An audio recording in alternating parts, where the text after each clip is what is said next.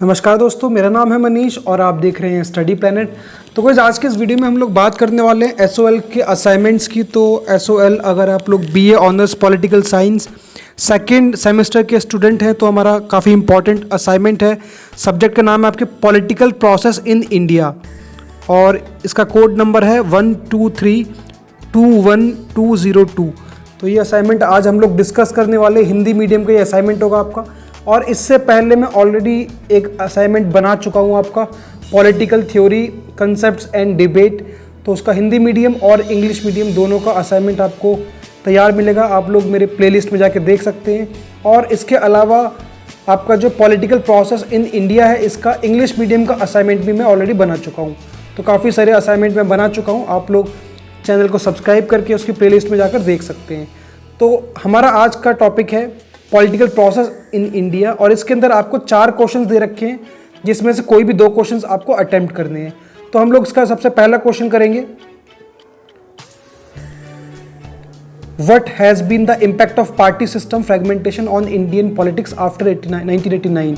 हिंदी में क्वेश्चन है, 1989 के बाद भारतीय राजनीति पर दलीय व्यवस्था के विखंडन का क्या प्रभाव पड़ा। तो इसकी हम बात करेंगे। सबसे पहले इसका परिचय लिखेंगे हम लोग कि 1989 के बाद भारत की जो राजनीति थी उसमें क्या प्रभाव पड़ा। जो पॉलिटिकल पार्टीज़ का बहुत सारी फ्रेगमेंटेशन हो गया था, बहुत सारी पॉलिटिकल पार्टीज़ का विघटन हो गया था, विखंडन हो गया था। तो उसके बाद भारतीय राजनीति पे क्या फ़र्क पड़ा। तो उसका पहले परिचय हम लोग सबसे पहले लिखेंगे, क्योंकि 1989 का टाइम बहुत इंपॉर्टेंट था भारत की राजनीति के इतिहास से। क्योंकि इस वक्त बहुत सारी राजनीतिक पार्टियाँ थी, उनके वो अलग अलग भागों में बढ़ चुकी थी, जिससे कि भारत की राजनीति पूरी तरीके से बदल गई थी। तो ये इम्पॉर्टेंट है, आपको लिखना है। तो अगर आप लोग मेरे चैनल पे नए जुड़े हैं तो मैं आपको बता देता हूँ, आप मेरे चैनल को सब्सक्राइब कर सकते हैं, जिसमें आपको पॉलिटिकल साइंस से रिलेटेड बहुत सारे टॉपिक्स और वीडियोज़ मिलेंगी। Class 11th 12th graduation, post graduation, और चाहे आप एसओएल के स्टूडेंट हैं, चाहे आप इग्नू के स्टूडेंट हैं, तो आपको मेरे चैनल पर पॉलिटिकल साइंस से रिलेटेड बहुत सारे टॉपिक्स की वीडियोज़ मिल जाएगी, जिसमें आप डिटेल एक्सप्लेनेशन देखने को मिल सकता है आपको। इंट्रोडक्शन लिखने के बाद हम लोग बात करेंगे इसकी। तो इसका इम्पैक्ट क्या निकल के आया। सबसे पहले था विपक्षी दलों का उदय। तो जैसे ही 1989 के बाद बड़ी बड़ी पॉलिटिकल पार्टीज़ का विघटन हुआ, उसके बाद अलग अलग छोटी छोटी पॉलिटिकल पार्टीज़ बनी। कुछ क्षेत्रीय पार्टी बनी, उसमें से कुछ केंद्रीय पार्टियाँ भी बनी। तो राष्ट्रीय पार्टी भी थी, कुछ क्षेत्रीय पार्टी भी थी। तो जो बड़ी बड़ी पॉलिटिकल पार्टीज़ टूटी, जैसे कांग्रेस हो गई, चाहे वो जनता पार्टी हो गई, तो उसमें से बहुत सारे अलग अलग छोटी छोटी पार्टीज निकल कर आईं। तो ये है विपक्षी दलों का उदय। और वो पॉलिटिकल पार्टीज आगे चल के भारतीय राजनीति के लिहाज से बहुत महत्वपूर्ण साबित हुई।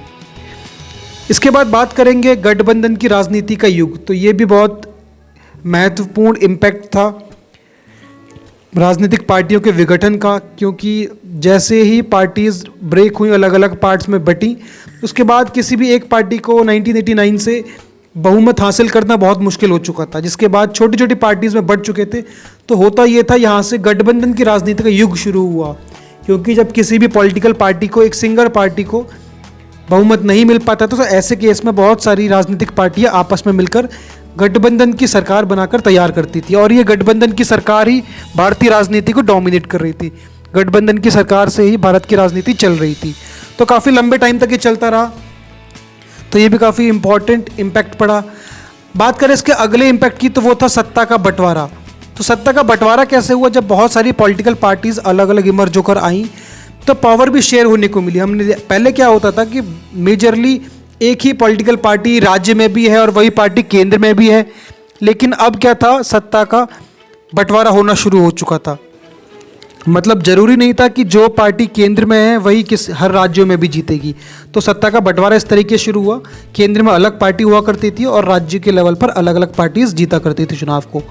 अगला इम्पैक्ट था इसका क्षेत्रीय दलों का मजबूत करना। तो जितनी भी रीजनल पार्टीज थी, जितने भी क्षेत्रीय दल थे, अब वो भी उभर कर आ रहे थे, वो भी बहुत मजबूत हो रहे थे। क्योंकि अब क्या था, किसी भी राजनीतिक दल को बहुमत तो मिल नहीं रहा था, इससे फ़ायदा छोटी छोटी पार्टीज़ को हो रहा था। तो छोटी छोटी पार्टीज़, क्षेत्रीय दल अपने अपने रीजन्स के अंदर उभर के आए और वो इतने मजबूत थे, जैसे कि कुछ एग्जांपल्स भी हैं, टीडीपी पार्टी हो गई, टीएमसी पार्टी हो गई, साउथ इंडिया की बहुत सारी पॉलिटिकल पार्टीज़ है, पीडीपी पार्टीज़ है। तो बहुत सारी ऐसी राजनीतिक दल निकल कर आए जो कि अपने अपने क्षेत्र के अंदर बहुत मजबूत थे। और इससे हुआ क्या, जो छोटे छोटे जो दल थे उनको भी इम्पोर्टेंस, उनको भी अहमियत मिलना भारतीय राजनीति के अंदर शुरू हो गई। तो ये पहला टॉपिक था हमारा। अब बात करेंगे अगले क्वेश्चन की। तो इस टॉपिक का, इस असाइनमेंट का हमारा अगला क्वेश्चन है, धर्मनिरपेक्षता से आप क्या समझते हैं और भारत में धर्मनिरपेक्षता पर विमर्शों की विवेचना कीजिए। तो इसमें है क्या, आपको सेकुलरिज्म क्या होता है वो पहले तो आपको बताना है इंडिया के अंदर, और उसके बाद इंडिया के अंदर कैसी डिबेट चलती है सेकुलरिज्म को लेकर, भारत के अंदर धर्मनिरपेक्षता कैसे काम करती है वो आपको बताना है। तो सबसे पहले हम लोग इसका परिचय लिखेंगे कि धर्मनिरपेक्षता होती क्या है, ये इंपॉर्टेंट है उसका परिचय लिखना। तो परिचय लिखने के बाद हम लोग बात करेंगे कि भारत में धर्मनिरपेक्षता का इतिहास कहाँ से शुरू हुआ।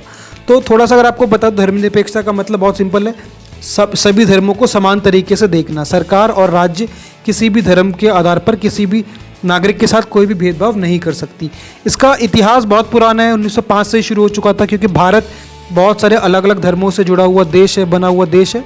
तो अंग्रेज़ों ने इसी में 1905 के तहत पार्टीशन ऑफ बंगाल किया था। तो डिवाइड एंड रूल की पॉलिसी, फूट डालो राज करो की जो राजनीति थी, अंग्रेज़ों ने शुरुआत की। तो काफ़ी पुराना है भारत में धर्मनिरपेक्षता का इतिहास। उसके बाद बात करते हैं भारतीय धर्मनिरपेक्षता का दर्शन। तो फिलॉसफी की बात होगी कि इंडियन जो हमारा भारतीय धर्मनिरपेक्षता है वो वेस्टर्न जो कि पश्चिमी देश हैं उनके धर्मनिरपेक्षता से किस तरीके से अलग है। तो हम लोग फिलॉसफी भी समझाएंगे उसकी, और बहुत इम्पॉर्टेंट है भारत के लिहाज से। तो क्योंकि भारत बहुत सारे अलग अलग धर्मों से मिलकर बना है, इसलिए भारत की जो फिलॉसफी है वो सर्वधर्म संभव है, जिसके अंदर भारत जो है सभी धर्मों को समान तरीके से मानता है। इसकी नीति को मानते हुए भारत की धर्मनिरपेक्षता बनाई गई। तो काफ़ी इम्पॉर्टेंट है ये भी। इसको करने के बाद हम लोग अगला टॉपिक इसमें करेंगे, धर्मनिरपेक्षता के लिए खतरा। तो धर्मनिरपेक्षता के लिए खतरा क्या क्या है भारत का, ये भी बहुत इम्पॉर्टेंट है। तो भारतीय धर्मनिरपेक्षता के ऊपर कुछ छोटे छोटे खतरे हैं, जैसे कि कई बार सांप्रदायिक हिंसा हो जाती है, तो वो भी सेकुलरिज्म के ऊपर एक हमला है, एक खतरा है, बहुत बड़ा चैलेंज है उसके लिए।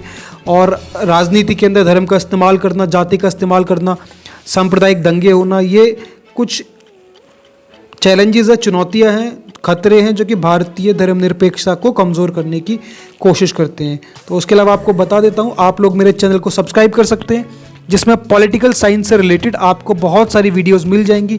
अभी जो हमारा फोकस है वो सिर्फ इस बात पे है कि आपको असाइनमेंट के लिए कंटेंट प्रोवाइड कराना। तो असाइनमेंट अगर आप लोग चाहते हैं नॉलेज के पॉइंट ऑफ व्यू से देखना या फिर एग्जाम के पॉइंट ऑफ व्यू से देखना, तो आप मेरे चैनल को सब्सक्राइब करके नोटिफिकेशन बेल को ऑन कर सकते हैं, जिससे कि मैं जो भी अपडेट्स डालूँ आपको टाइमली मिलती रहें। और आप मेरी चैनल की प्लेलिस्ट में जाके देख सकते हैं, ग्रेजुएशन या फिर पोस्ट ग्रेजुएशन जिसके भी आप स्टूडेंट हैं, तो आपके सिलेबस से रिलेटेड बहुत सारी वीडियोस और उनका डिटेल्ड एक्सप्लेनेशन मिल जाएगा आपको मेरे चैनल के अंदर। इसके अलावा आप लोग अगर चाहें तो करंट अफेयर्स की भी एक प्लेलिस्ट है, तो करंट अफेयर्स से आप लोग अपडेट होना चाहते हैं तो वीकली बेसिस पे करंट अफेयर्स भी मैं डालता हूँ, आप उसको भी देख सकते हैं। अब बात करते हैं इसके अगले टॉपिक की, धर्मनिरपेक्षता पर बहस। तो ये सबसे इम्पॉर्टेंट है, धर्मनिरपेक्षता पर बहस का इम्पॉर्टेंट कैसे है कि अब क्वेश्चन में आपको ये दे रखा है कि आज के टाइम पर इंडियन सेकुलरिज्म के ऊपर अच्छी खासी बहस होती है, और अब से नहीं हो रही है, इसका इतिहास बहुत ज़्यादा पुराना है। तब देश का संविधान बना, तब भी हमारे जो संविधान निर्माता थे उनमें भी बहुत सारे आपस में उनके विरोधाभास चीज़ें थी, बहुत सारे डिस्प्यूट्स थे, आइडियोलॉजिकल डिस्प्यूट्स थे, विचारों की लड़ाइयाँ थी उनमें, किसी का कोई पॉइंट ऑफ व्यू था, किसी का कोई पॉइंट ऑफ व्यू था। तो इसके ऊपर धर्मनिरपेक्षता की जो बहस है वो काफ़ी पुराना कंसेप्ट है, चाहे वो नेहरू हो गए, चाहे वो पटेल हो गए, या वो भीमराव अम्बेडकर हो गए, तो सबका अपना अपना नज़रिया था। तो काफ़ी ज़्यादा बहस चलती हुई आ रही है भारतीय धर्मनिरपेक्षता के ऊपर। और क्योंकि इंडियन जो सेकुलरिज्म है वो काफ़ी ज़्यादा कॉम्प्लेक्स है, क्योंकि भारत के अंदर बहुत सारे अलग अलग धर्मों के लोग रहते हैं, तो बहुत सिंपल सी ऑब्वियस सी बात है, इस पर बहस होना भी बिल्कुल लाजमी है।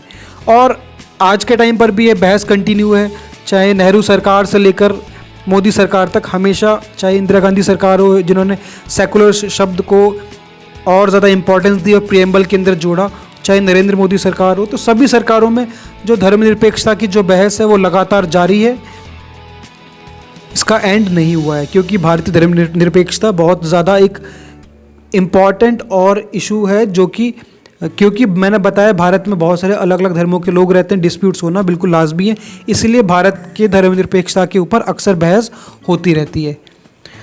तो ये सारा हमारा टॉपिक है असाइनमेंट्स का। अगर आपको ये आपके असाइनमेंट के रिगार्डिंगली वीडियो इन्फॉर्मेटिव लगी हो तो आप लोग इसको ज़्यादा से ज़्यादा अपने दोस्तों के साथ और अपने क्लासमेट के साथ शेयर कर सकते हैं, ताकि सभी लोग अपने असाइनमेंट्स को पूरा कर लें। और अगर आप लोगों को वीडियो अच्छी लगी हो तो आप वीडियो को, मेरे चैनल को सब्सक्राइब भी कर सकते हैं। Thank you so much for watching.